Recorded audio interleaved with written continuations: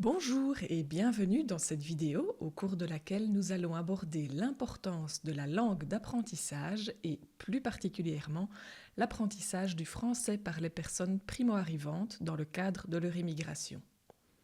Et oui, comment imaginer comprendre les sciences, les mathématiques, l'histoire, la géographie, sans maîtriser un tant soit peu la langue d'apprentissage ? La maîtrise de la langue est généralement considérée comme un des vecteurs majeurs de l'intégration dans la société d'accueil.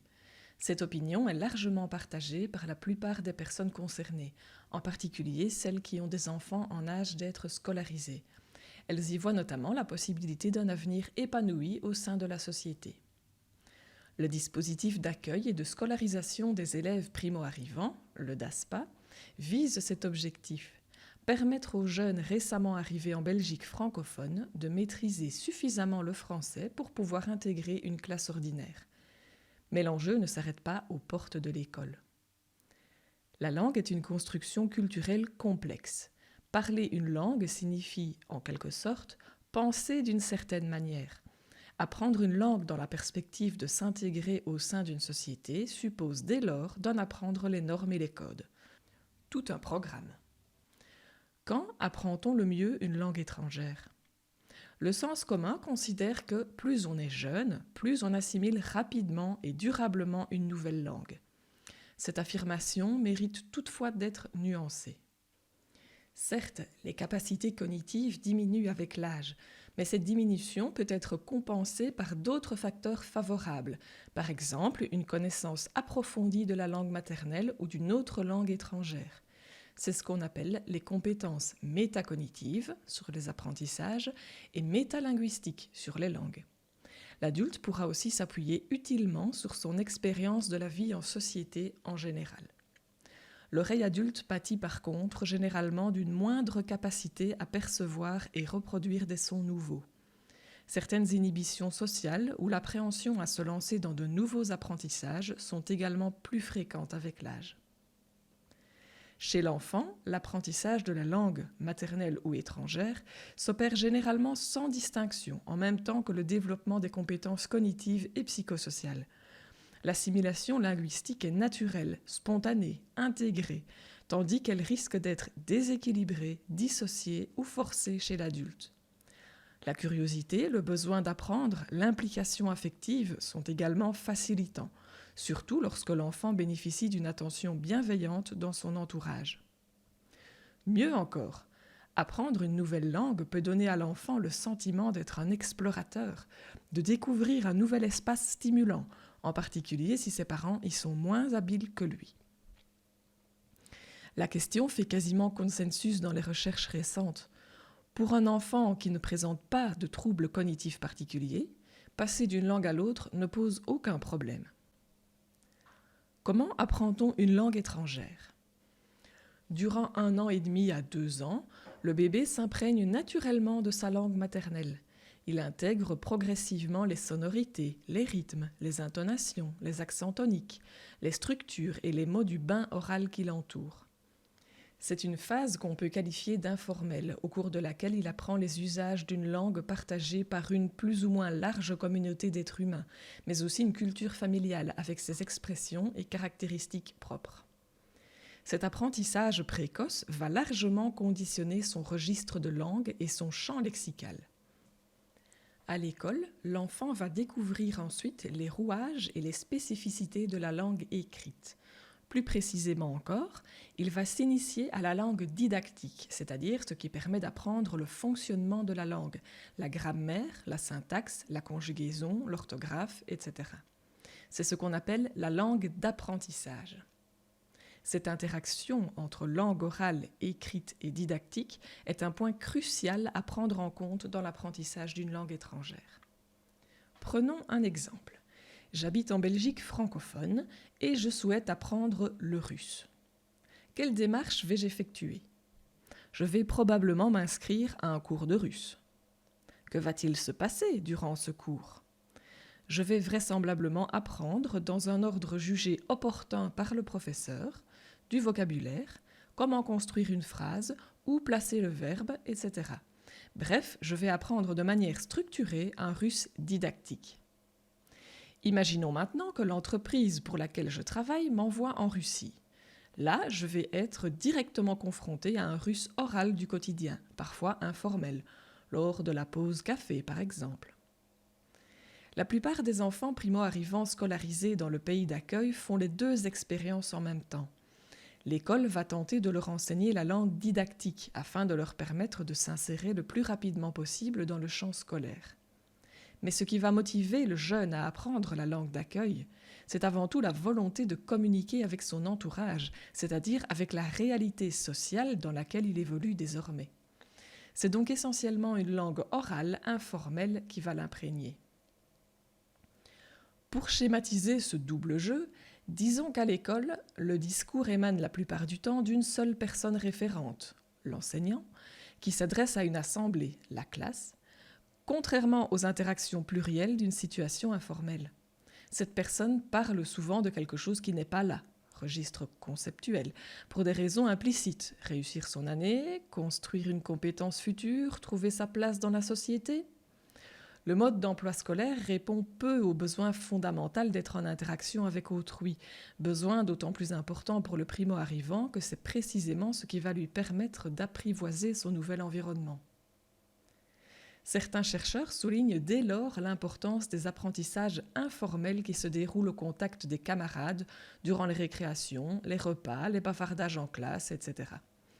Quand l'enseignant parvient à les capter et à les formaliser en classe, l'articulation nécessaire entre les deux registres s'opère, outiller l'interaction et préparer l'enfant à la langue ou la culture qui conditionne son adaptation scolaire. D'autres chercheurs mettent en évidence qu'apprendre sur le tas, c'est en quelque sorte se rendre pleinement responsable de son apprentissage. C'est aussi globalement plus motivant. Mais attention toutefois, s'il n'est pas stimulé à dépasser le stade de la communication, l'enfant peut se contenter d'un apprentissage fonctionnel minimal, comprendre et se faire comprendre dans la vie quotidienne. Or, son adaptation à la langue scolaire relève du registre didactique.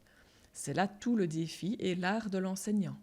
Il s'agit d'apprendre à l'enfant son métier d'élève. Notons en passant que le clivage entre parler courant et parler didactique ne concerne pas que les élèves primo-arrivants.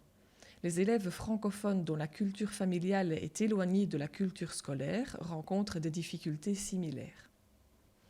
En cette matière, les prérequis socioculturels prévalent. Il n'est pas rare que des élèves allophones maîtrisant les codes scolaires réussissent mieux leur scolarité que des élèves francophones sans prérequis. Il est donc primordial de tenir compte de ce paradoxe.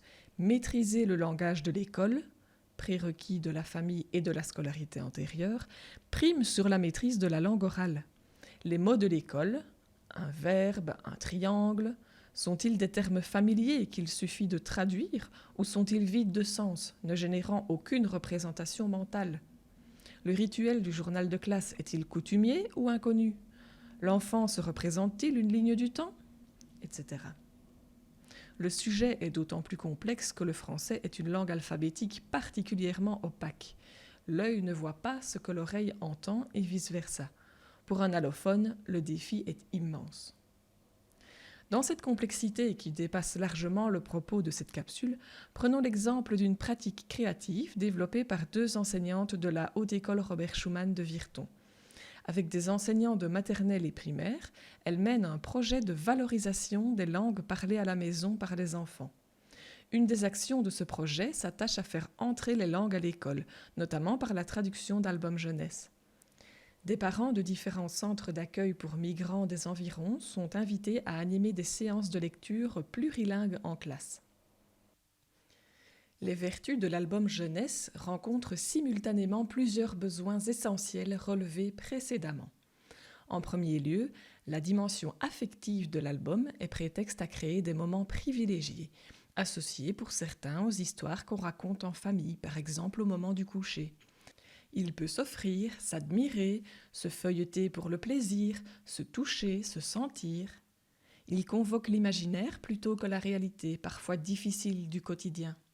Le support des images permet d'apprivoiser la nouvelle langue et la nouvelle culture en douceur, de façon détendue. La voix et la posture de l'enseignant rassurent.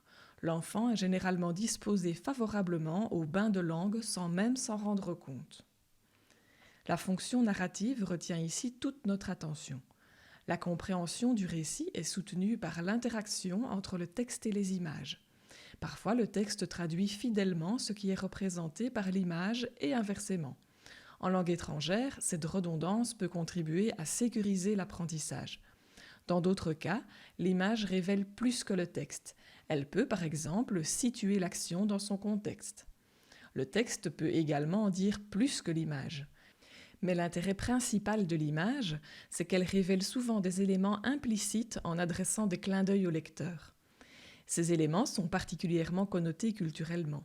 Il est primordial de les apprivoiser dans un cadre rassurant pour entrer progressivement en connivence avec les non-dits de la culture dominante. Quand l'usage des albums vient révéler et valoriser les langues maternelles présentes en classe, ces vertus sont encore amplifiées.